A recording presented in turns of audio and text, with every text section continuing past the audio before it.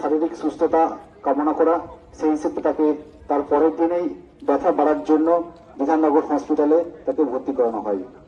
ভর্তির পরে তার চিকিৎসা চলে এবং ইসিজি, তার সাথে স্পাইন এক্সরে, এইসব জিনিসগুলো করা হয়। আপাতত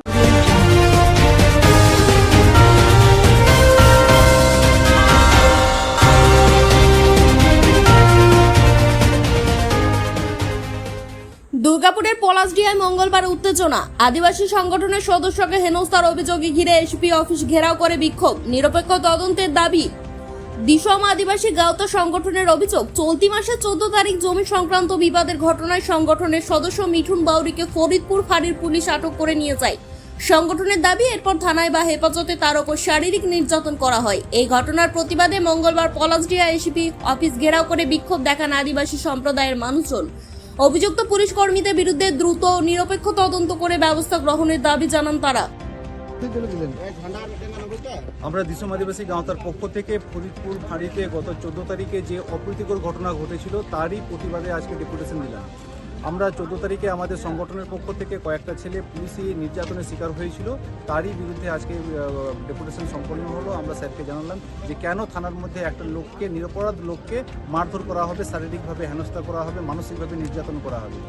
মিঠুন বাউরি নামক যে ছেলেটা আমাদের সংগঠনের অ্যাক্টিভ সদস্য, তাকে সেই দিনে ব্যাপক ধরে মারধর করা হয়। শুধু মারধর নয়, তাকে অমানবিকভাবে পেটে পিঠে লাথি মারা হয় এবং তার সাথে সাথে অশ্লীল ভাষায় গালিগালাজ করা হয়। যেহেতু থানার ভিতরে ছিল, আমরা তার কাছ থেকে মৌখিক এবং আমাদের যে সেদিনের সঙ্গে ছিল, যে ছেলেগুলো কথা বলার জন্য গিয়েছিল, তাদের কাছ থেকে এই জিনিসগুলো আমরা জানতে পারি।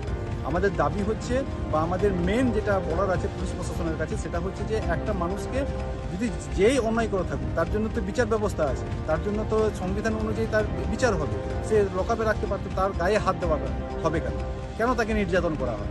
সে আটকে রাখতে পারত, তাকে থানায় আদালতে তুলতে পারত, তাকে লকআপে ভরতে পারত, কিন্তু তা না করে তিনি নিজের হাতে আইন তুলে নিয়ে তাকে মারধর করেছেন। এটা আমরা তীব্র প্রতিবাদ জানাচ্ছি, ধিক্কার জানাচ্ছি এবং তার সাথে সাথে জানাচ্ছি আগামী দিনে এই ঘটনাগুলো যাতে না ঘটে। মিঠুন বাবু জানতে চেয়েছিল যে দুপুরবেলায় কেন আমাদের সংগঠনের ছেলেকে তুলে নিয়ে যাওয়া হয়, কেন তাদেরকে মানে সেলফ ডিক্লারেশন দিয়ে তাদেরকে লিখে দিতে হবে যে এই কারণের জন্য আমাদেরকে পুলিশ অ্যারেস্ট করেছিল এবং টাকা দিয়ে তাদেরকে 34 কেস দিয়ে তাদের কাছ থেকে টাকা নিয়ে তাদেরকে ছাড়া হয়। কেন টাকার কথাটা বলবে মিঠুন বাউরি? কেন টাকার কথাটা তুলবে মিঠুন বাউরি? কেন পুলিশি হস্তক্ষেপের উপর প্রশ্ন তুলবে মিঠুন বাউরি? এই কণ্ঠস্বরকে রোধ করার জন্য মিঠুন বাউরিকে এইভাবে মারধর করা হয়েছে। পুলিশকে প্রশ্ন করা যাবে না কেন করেছেন, পুলিশকে প্রশ্ন করা যাবে না কেন অন্যায় করছেন, এগুলো পুলিশকে প্রশ্ন করা যাবে না।